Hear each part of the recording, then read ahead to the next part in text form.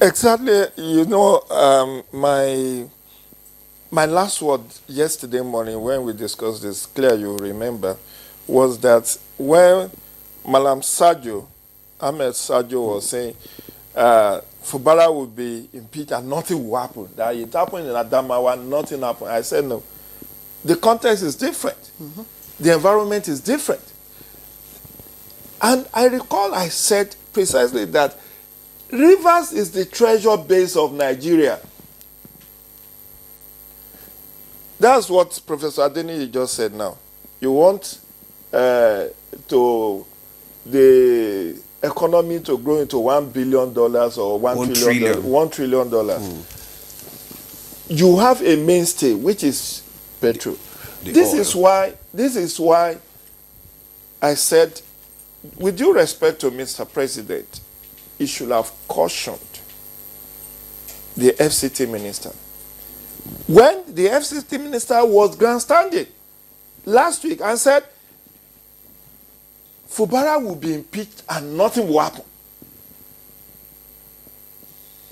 He said, in fact, people were even saying, oh, maybe call the lawmakers to order. He said, I will not.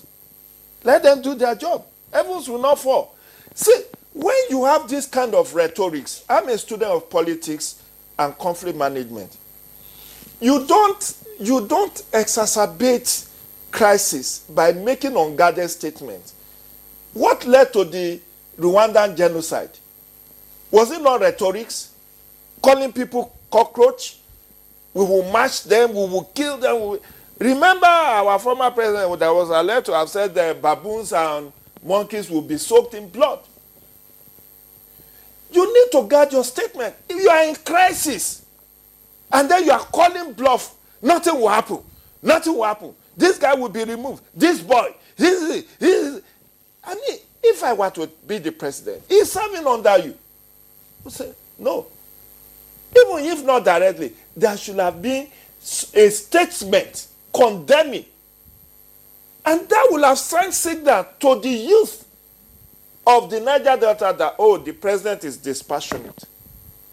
But for almost 1 week now, mom is the word. You never caution this man that this your rhetorics will get the, because when 2 elephants fight, who suffers? The grass. The grass. The ordinary people. I saw yesterday the mobilization of military. The entire River State will be militarized. There will most likely, if there is persistence of this blowing up of pipelines, there will be imposition of curfew. So ordinary citizens who are eking out a living, managing to survive on daily returns, maybe you are a Okada rider or you are a trader, then you say everybody must be indoor by 6 p.m. or by 7 p.m. Does that work for the ordinary citizen? Meanwhile, the dramatic personnel have accumulated sufficient wealth to even fly their entire family and themselves out of the country. So that's why I said it would have been better not to impose the state of emergency. As good and as appealing it may be, it's not going to resolve the matters. Because we have had militancy for a very long period. There was never state of emergency. Even when oil pipelines were routinely being vandalized, why was there no imposition of state of emergency? And then you remove the governor, you remove the deputy. Was the deputy complicit in this matter? Why was she removed? And meanwhile, look at the camp of the lawmakers. They want to impeach not just the governor, they want to impeach the deputy governor, they want the SSG removed. They said the SSG spent money without authorization. They are calling for the arrest of the Rivers State Independent Electoral Commission chairman, who is a judge, a retired judge. They are saying that the chief judge of Rivers forged certificates. So you want all of these people to be removed so that you can plant your own cronies who will obey you. That is not how to settle conflict. In conflict management, in mediation, you strive towards a win-win solution. Win-win solution here does not mean that you have wielded the sledgehammer. Let's wait and see in the coming days, weeks, whether the pipeline vandalism will stop. But now, militarizing the entire state, how does that help the ordinary citizen? I was in Port Harcourt just less than 2 weeks ago for a workshop.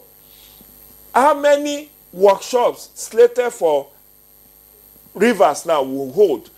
Most likely, as Professor Adeniyi said, there will be capital flight. Most conferences, workshops that are scheduled to hold in that environment, because of uncertainty, you likely see it going to Uyo or Calabar or Benin, because nobody wants to be in a crossfire situation. So, which one is cheaper?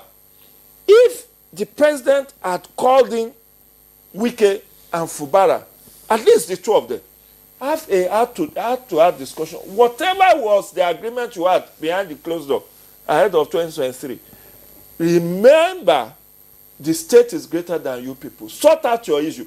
If you don't want Fubara to come back in 2027, next year there will be another primaries. Listen to this.